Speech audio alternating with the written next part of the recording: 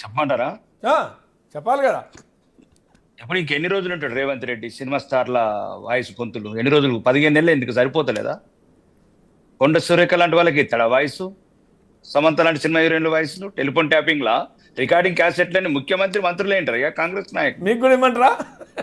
ప్రజలకి ఇవ్వమంటున్నాం, ప్రజలకి ఇవ్వమంటున్నాం, ప్రజలకి ఇవ్వమంటున్నాం. శ్రీనివాస్ గారు ఏంటండి ఇది?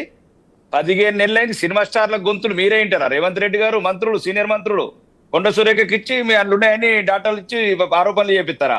ఏమేమొచ్చి మీడియా మర్చిపోయిందా? జర్నలిజం దిగజారిందా? ఒక సంసారం చేసే సంసారాలలో ఎట్లాంటి నిప్పులు పోతున్నారు వీళ్ళు మంత్రులు? ఆ క్యాసెట్లు ఎక్కడి? కొండ సురేఖకి ఎక్కడికి వెళ్ళి ఇచ్చినావు రేవంత్ రెడ్డి? ఎట్లా కొడుతున్నారు? ఏసీబీ ఎవరి చేతులు ఉంది? కొడంగల్ ఉందా లేకపోతే కాశ్మీర్లు ఉందా? ఈడీ అంటే ఏంటండి? ED enforcement department. విదేశీ లావాదేవీలు జరిగినప్పుడు ఏదైనా రకరకాల అవాల టైప్ లావాదేవీలు జరిగినప్పుడు దాన్ని ఎంక్వైరీ డిఫరెంట్ ఇష్యూ. అరెస్ట్ చేయంగా ఎవరు వద్దన్నారు? కేటీఆర్ని.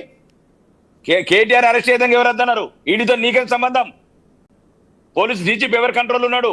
చీఫ్ సెక్రటరీ ఎవరి కంట్రోల్ ఉన్నాడు? రాష్ట్రం ఎవరి కంట్రోల్ ఉంది? ఈడీ డిఫరెంట్ సబ్జెక్ట్ అండి. ఈడీకి ఎందుకు ఇన్వెస్ట్ మోకాలకు అంటే కాదు, మాకు మేము వెంటనే అరెస్ట్ చేస్తాం. మాకు అప్పచె ఎందుకు వచ్చింది చర్చ అంటే, బండి సంజయ్ గాని కిషన్ రెడ్డి గాని కేసు మాకు అప్పచెబితే మేము అరెస్ట్ చేస్తామంటే ఆల్రెడీ ఈడీ ఎంటర్ అయింది కదా, ఈడీ కూడా పవర్స్ ఉన్నాయి కదా. ఈడీ పవర్స్ ఉన్నాయా లేవా? నో ఈడీ అరెస్ట్ చేసే పద్ధతులు వేరు, దాని లావాదేవీలు వేరు, దాన్ని చేసే ఇన్వెస్టిగేషన్ వేరు. మేము విదేశీకి ఎగుమతులు దిగుమతులు చేస్తాం.